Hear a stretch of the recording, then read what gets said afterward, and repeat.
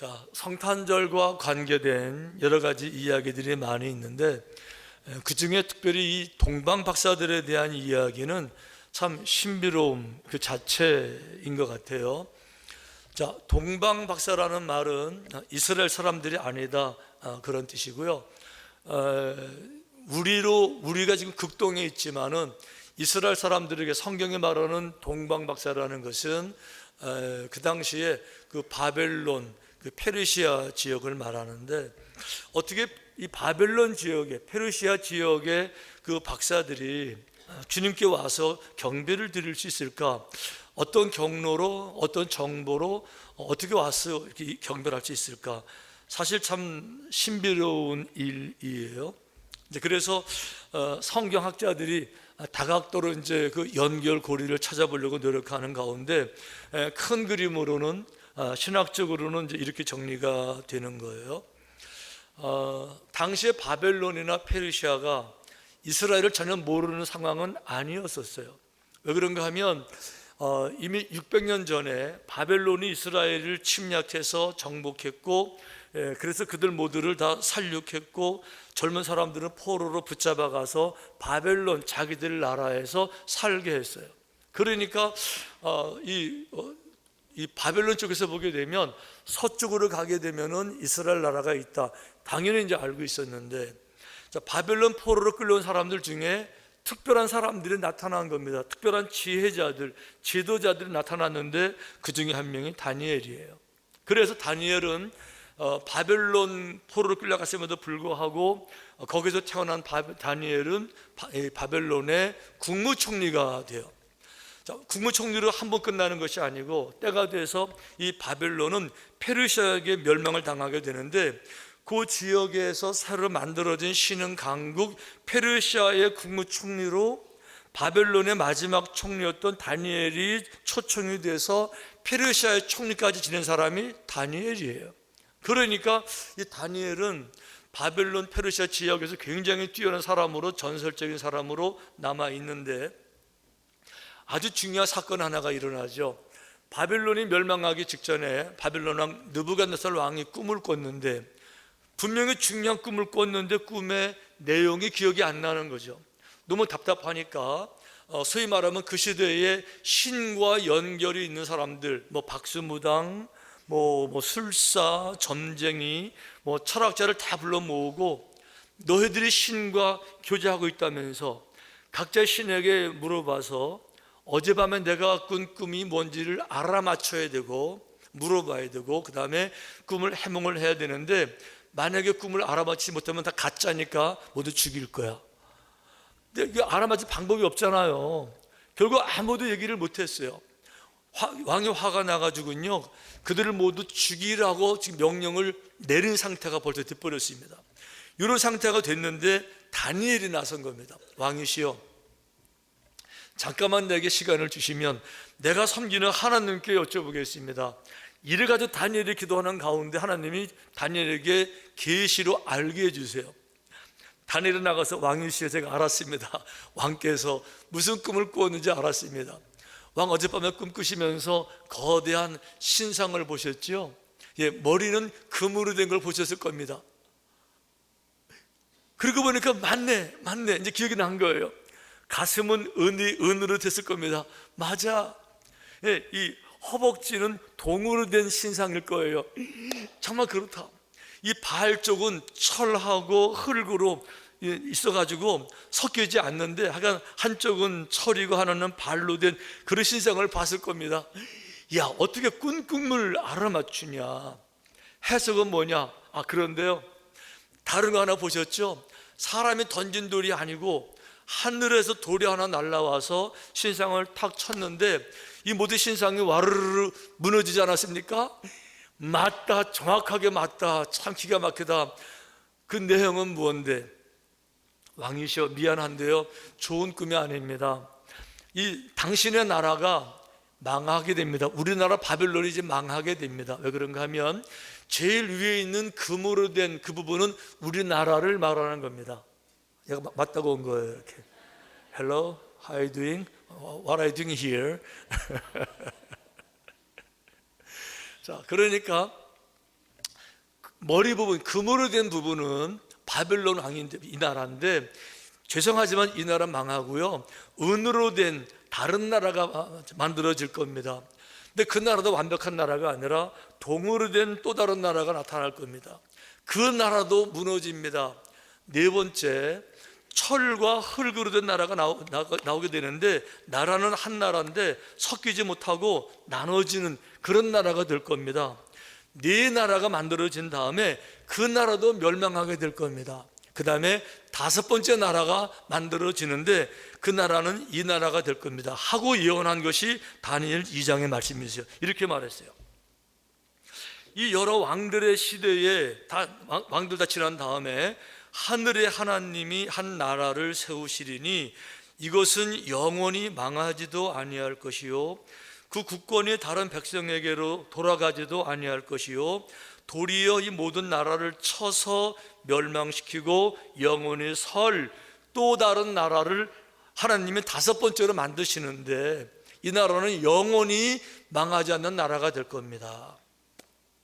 여러분, 지구상에 영원히 망하지 않는 나라는 하나도 없어요. 다 때가 되면 망하게 되는데, 이 나라는 좌우간 영원히 망하지 않을 나라입니다. 이렇게 말을 하고 있는 거죠. 여러분, 나라는 그냥 되는 것이 아니고요, 나라가 되려면요, 조건 세 가지, 나라의 3요소가 있어야 돼요. 첫째는 나라가 되려면요, 질서, 법이 있어야 돼요. 왕권, 왕이 있어야 나라가 되는 거예요.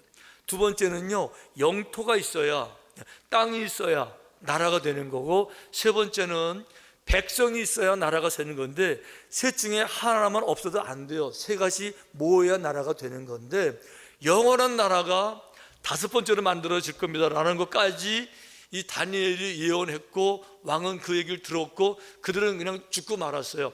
앞으로 세계 역사가 흘러갈 걸 모르고 죽었어요.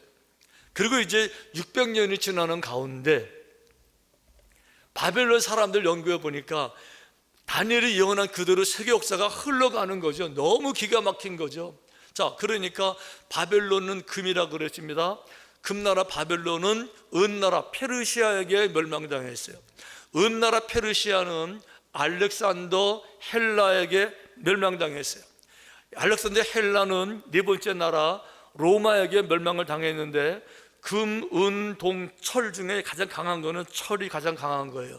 이 로마가 가장 강력한 나라였었어요. 근데 이 안타까운 거는 로마 나라는 흙과 철로 되어 있어서 나눠진다 그랬는데, 결국은 동로마, 서로마로 나눠진 거죠. 자, 여기까지는 바벨론 학자들도 이제 다 정말 자기들 왕실 기록에 남아있는 역사적으로 세계가 흘러가는 걸 알고 있는데, 더 기가 막힌 건 뭔가 하면 다섯 번째 나라에 대한 이야기예요. 근데 아주 중요한 거는 이 다니엘이 바벨론에 있었을 때, 벌써 다니엘이 그 시대에 모세오경, 창세기, 출애굽기, 민수기, 신명기 다 가지고 있었고요, 예레미야서도 다니엘이 가지고 있었어요. 증거가 뭔가 하면 다니엘 9장에 이렇게 나와요. 곧 그 통치 원년에 나 다니엘이 책을 통해서 여호와께서 말씀으로 선지자 예레미야에게 알려주신 그 연수를 깨달았나니. 그러니까 예레미야가 쓴 예레미야서를 다니엘이 읽고 있었다. 거기 보게 되면 70년 만에 돌아오게 될 것이다 라고 하는 것을 이미 이 다니엘이 바벨론에 있을 때 성경을 가지고 있었는데, 다니엘이 죽은 다음에 성경을 불태운 게 아니에요. 남아있는 거예요. 그 자리에, 그 나라에 그냥. 그러니까 바벨론 사람들도 성경을 가지고 있었던 거죠. 근데 아주 중요한 거는 그 성경에 모세오경 중에 이 말이 나오는 거죠. 새로운 왕이 태어나는 것을 이렇게 예언했어요. 한 별이 야곱에게서 나오며. 자, 누군가가 한 별이 나타나는데 그 별이 뭔가 하면 한 규가 이스라엘에게서 일어나며. 여기서 규라는 것은 왕권을 상징하는 거죠. 왕들이 손에 들고 있는 왕권, 금으로 만든 손지팡이, 이걸 통해서 왕의 법을 준행하는 규술, 이 규, 한 왕이 태어나게 되는데 어떻게 나타나요?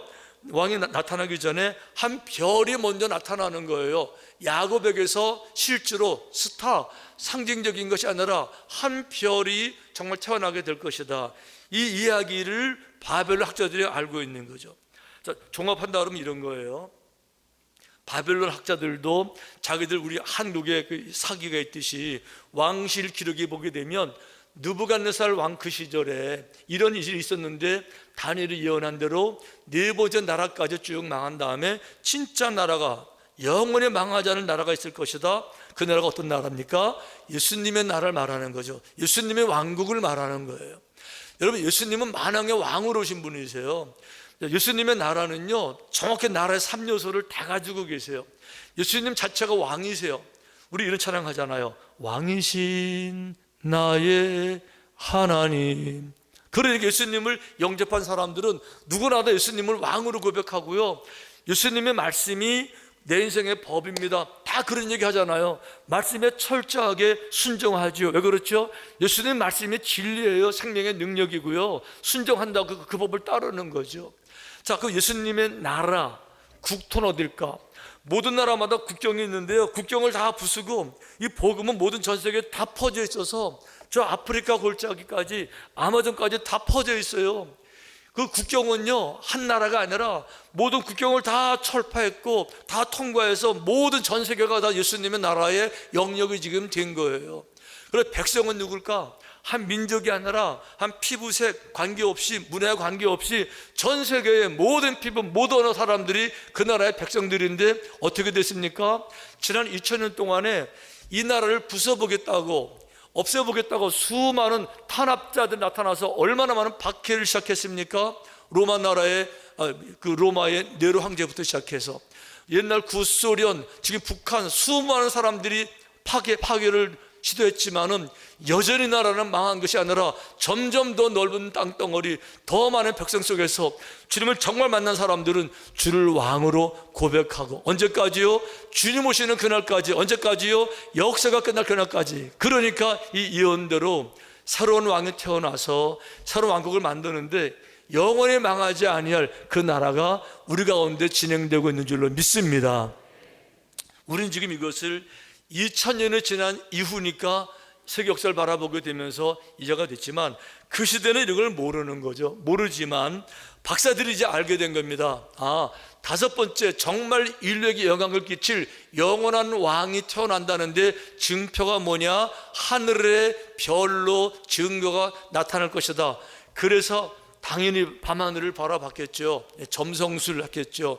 어느 날 좀 큰 별이 나타났을 때 드디어 위대한 왕이 오셨다, 이러고 이제 쫓아나가게 된 것. 자, 신학자들의 정리한 부분은 그 배경이 여기까지예요. 자, 그렇다 그러면 우리 입장에서 볼 것 같으면 이 동방 박사들이 예수님을 만난 거는 정말 기적 중에 기적, 안 되는 그림인데 정말 너무너무 신비한 일이에요. 왜 그런가 하면 동방 박사들은 기본적으로 이방인입니다. 그들은 이스라엘 백성들이 아니에요. 바벨론, 페르시아 먼 사람들이라고요. 그분들은 모두 박사들이에요. 전문 직종이에요. 전문 직종들은요, 바빠요. 시간 내는 게 너무너무 어려운 사람들이에요. 거기다가 요즘 내비게이션 보고 오는 게 아닙니다. 하늘의 별 보고 따라 나서야 돼요, 이제. 근데 그 길을 걸어가는 거죠. 어쨌든 그렇게 해서 결과적으로는 그 먼 시간을 할애해서 와서 주님을 만난 거예요. 이게 참 놀라운 사실인데, 이 대강조를 보내면서, 오늘 성탄주의를 보내면서 이 동방 박사들의 이야기를 통해서 우리 마음속에 우리를 돌아봐야 될 몇 가지 중요한 요소가 있는 것 같아요. 첫째는 뭔가 하면, 신앙생활이라고 하는 것은, 주님을 정말 만난다는 것은 길을 떠나는 것이다. 길을 떠나는 거는 정말 특별한 용기가 있어야 되고요, 결단이 있어야 되고, 깊은 통찰, 깊은 갈등, 깊은 고민이 있어야 되고, 그럼에도 불구하고 내가 정말 이 길을 원한다라는 인격적인 간절한 열망이 있을 때만 가능한 거예요.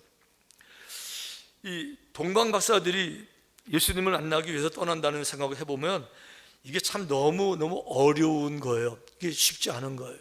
동방 박사들은 며칠이 아니에요. 지금 그 사하라 사막 건너와야 되고요. 예, 그리고 비행기 타고 가는 게 아니에요. 지금이요. 내비게이션 있는 거 아니에요. 이제 길을 떠나게 되면 며칠이라고요? 1년 걸릴지 3년 걸릴지 몰라요. 갈 바도 모르고 가는 거예요. 거기다가 이스라엘에서 무슨 헤로드 왕이 무슨 뭐 이렇게 뭐 차량을 마차를 제공했습니까? 다 자기들 경비 써서 그 하인들 먹을 것 같이 챙겨와야 되고, 올 때 그냥 와요. 황금, 유향, 몰약 챙겨가지고 떠나오는데, 이게 여러분 어렵겠어요? 어렵겠어요? 이게 안 되는 그림이에요. 이게 안 되는 그림이에요. 안 되는 그림인데, 더 중요한 거, 그들이 별을 보고 따라왔다면서요. 왜? 낮에는 이제 별이 안 보이니까 앞으로 별을 보고 따라가야 되는데, 여행은 언제 해야 돼요? 여행은 밤에만 할 수 있어요. 낮에는 별이 안 보이잖아요. 그러니까 낮에는 땡볕 가운데 어디 쉬어야 되고요. 밤 되면 또 나가야 되는데 밤길 다니는 게 이게 안 되는 그림인데, 그럼에도 불구하고 그들은 일어나서 그 길을 걸어갔다는 거예요. 여러분, 지금요. 걸어갔다는 거예요. 길을 떠났다는 거죠. 이게 지금 동방박사들 얘기지만 우리에게 해볼게요. 이 영적으로 해석하게 되면 길을 떠났다 무슨 얘기죠? 지금 여기 편안한 내 생활이 있습니다. 안정된 집이 있고 따뜻한 침대가 있어요. 하루 세 끼 맛있는 음식들이 있다고요. 친구들이 있고요. 내가 느끼는 뭐 취미 생활도 있고 정말 안정된 삶이 있지만은, 내가 그를 과감하게 끊고 뒤로 하고 버리고, 고생 뻔하지만 사막길 걸어가야 되지만 그 길을 출발하는, 나서는 것, 다른 말로 말해볼게요. 영적으로 말하면 모든 사람들은 다 현재, 과거에 적응되어 있으세요. 살던 대로 살면 얼마나 편한지 몰라요. 특별한 긴장이 필요 없습니다. 날마다 하던 거 먹던 거 하면 돼요.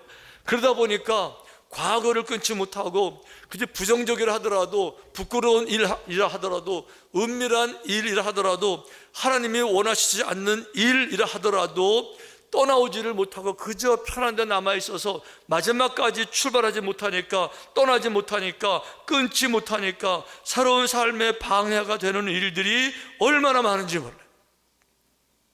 신앙생활은 다 가지고 하는 것이 아니고, 믿음의 능력이 뭐죠? 삶을 변화시키는 근본적인 능력이 이 말씀 안에 다 있잖아요. 수많은 간증들이 있잖아요. 우리들 주변에도 예수님 믿기 전에는 인생 사는 것이 정말 힘들고, 어떤 보람이나 의미나 가치나 진짜 행복 이런 것이 아니라 그저 마지못해 살고 죽지 못해 살고, 가정도 천국이 아니라 그저 집이니까 들어가고 이랬던 사람들이 예수님 믿고 나서 삶이 근본적으로 달라져서 가정도 천국처럼 변하고요. 수많은 간증들이 다 있잖아요. 왜 그랬어요? 과감하게 과거를 끊고 정리할 거 정리하고 결심하고 길을 나서서 여기까지 왔는데, 마지막까지 떠나지 못하는 사람들이 있어요.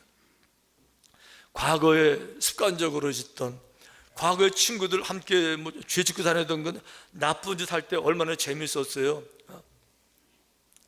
그런 걸 정리하지 못하니까 잘못된 걸 알면서도 끌려다니는 일들이 얼마나 많아요. 근데 그거를 박사들은요, 과감하게 새로운 영광, 새로운 왕, 새로운 역사, 새로운 삶, 이것을 위해서 과감하게 정말 떠나기 어려움에도 불구하고 과감하게 길을 떠나는 것, 이게 믿음이라는 거죠.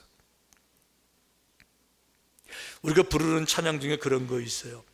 아름다웠던 지난 추억들, 사랑했었던 많은 친구들. 과거를 생각하면 예수도 모르고 살 때 나름대로 재밌죠. 뭐 술도 먹고, 뭐 라스베가스, 뭐 도박도 하고, 뭐 재밌는 거 많이 있죠. 그런데 예수도 만나고 나니까 그 모든 것 다 헛되고, 정말 헛되고 어리석고, 그래서 그거 다 과거를 청산하고 떠나야 되는데 마지막까지 못 떠나는 그런 사람들 얼마나 많아요.